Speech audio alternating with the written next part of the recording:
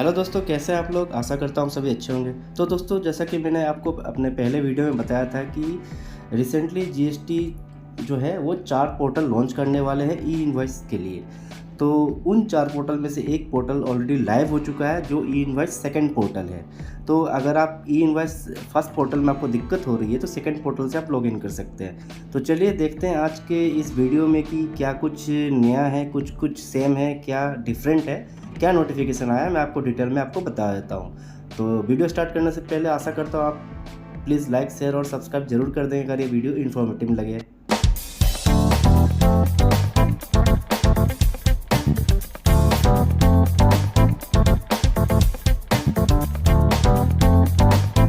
चलिए दोस्तों, सीधा हम गूगल में चलते हैं और ई इनवॉइस का पोर्टल एक बार ओपन करके देख लेते हैं।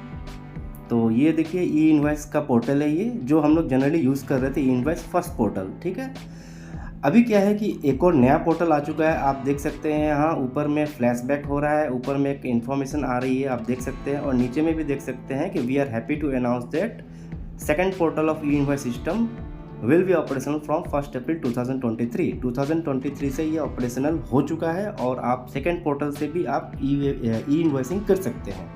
ठीक है, तो क्या कुछ रिलीज नोट्स दिया गया है आप यहाँ से भी देख सकते हैं। मैं आपको ओपन करके दिखा देता हूँ। सेकंड पोर्टल के लिए क्या कुछ रिलीज नोट्स दिया गया है, क्या कुछ मैनुअल्स, क्या कुछ नोटिफिकेशन क्या दिया गया है, मैं आपको ओपन करके दिखा देता हूँ। और आप चाहे तो सेकंड पोर्टल में जाने के लिए जस्ट ई इनवॉइस 2, अगर ऊपर में जो देख सकते हैं जो वेब एड्रेस है वहाँ पे 2 क्लिक करेंगे तो ई इनवॉइस सेकंड पोर्टल पे आ जाएंगे। तो देखिए सेम ही एज इट इज़, सब कुछ सेम है, इंटरफेस भी सेम है, सिर्फ ई इनवॉइस 2 पोर्टल ऊपर लिखा गया है।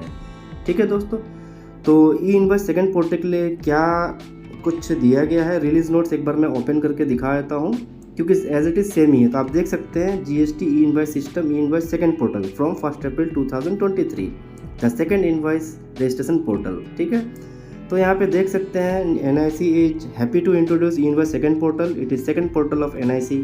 ठीक है, तो जो भी एलिजिबल टैक्स पेयर्स है can register their invoice either on the e invoice first portal और in the e invoice second portal. ठीक है दोस्तों, तो नीचे जैसा कि देख सकते हैं दोनों का कंपैरिजन दिया गया है, ई invoice 1 and E invoice 2।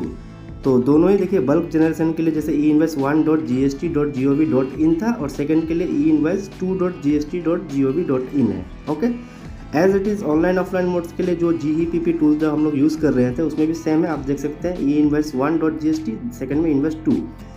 As it is आपका जो API इंटीग्रेशन जो जिसका ऑटो यानी कि एनुअल टर्नओवर 100 करोड़ का ऊपर है, तो उन लोग के लिए जो API इंटीग्रेशन का भी सेम पोर्टल है, पहले जो 1 था अभी 2 है। तो ज़्यादा कुछ डिफरेंस नहीं है, सिर्फ एड्रेस में चेंजेस है। तो नोट्स में क्या क्या दिया गया आप देख सकते हैं। Once the user registration is done in e-invoice portal, the taxpayer can use the same user credential for both the portal and e-waybill portal. Same रहेगा।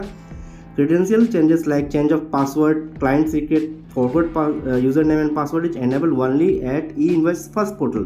तो आपको ध्यान रखना है कि जो भी चीज़ है, जो अगर पासवर्ड रीसेट करना चाहते हैं तो इनवॉइस 1 पोर्टल से ही होगा। The same will be reflected in invoice 2 with in short time. तो सेकंड पोर्टल में अभी तक नहीं हुआ है, वो भी हो जाएगा कुछ ही दिनों में। तो generation of e invoice on e invoice 2 portal can be carried out independently as it is आप कर सकते हैं।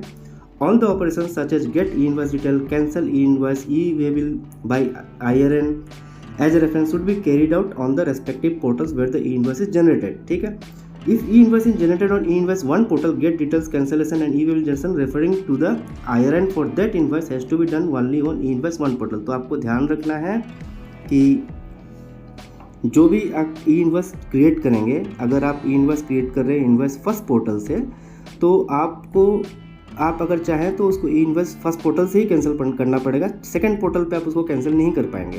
दैट मीन्स अगर कोई ई इनवॉइस आपने बनाया है ई इनवॉइस सेकंड पोर्टल में, तो वो कैंसिल भी सेकंड पोर्टल में ही होगा, फर्स्ट पोर्टल में वो कैंसिल नहीं हो सकता। तो ये चीज़ आपको ध्यान रखना है। कभी ऐसा हो कि इनवॉइस कैंसिल ना हो तो आपको कन्फ्यूज़ नहीं होना है। सिर्फ ध्यान में रखना है कि आपने जो ई इनवॉइस जनरेट किया है वो कौन सा पोर्टल से किया है, ई इनवॉइस फर्स्ट पोर्टल से किया है या फिर ई इनवॉइस सेकंड पोर्टल से। तो ये चीज़ आपको ध्यान में रखना है, नहीं तो दिक्कत आ सकती है। तो और कोई दिक्कत तो है नहीं। Next, for users having direct access to APIs only the base URL will change, सिर्फ बेस URL चेंज होगा। ठीक है, जो 1 था वो 2 हो जाएगा। तो if they want to access e-invoice 2 API, there is no need to request for whitelisting the IP separately for e-invoice 2 API system। ठीक है, तो ये 100 करोड़ के ऊपर वालों के लिए है। तो जैसा कि आप देख सकते हैं सेकंड पोर्टल आ चुका है और ये बहुत ही अच्छा गुड न्यूज़ है हम लोगों के लिए, क्योंकि बहुत सारे ग्लिच थी, बहुत सारा प्रॉब्लम होता था, कभी कभी वेबसाइट बहुत डाउन रहता था, सर्वर डाउन रहता था। अब ये प्रॉब्लम नहीं होगा। ठीक है दोस्तों, तो आशा करता हूँ ये वीडियो आपको अच्छा लगा होगा, इन्फॉर्मेटिव लगा हो तो please like share and subscribe कर दीजिए। मिलती है फिर अगले वीडियो के लिए। थैंक यू एंड धन्यवाद।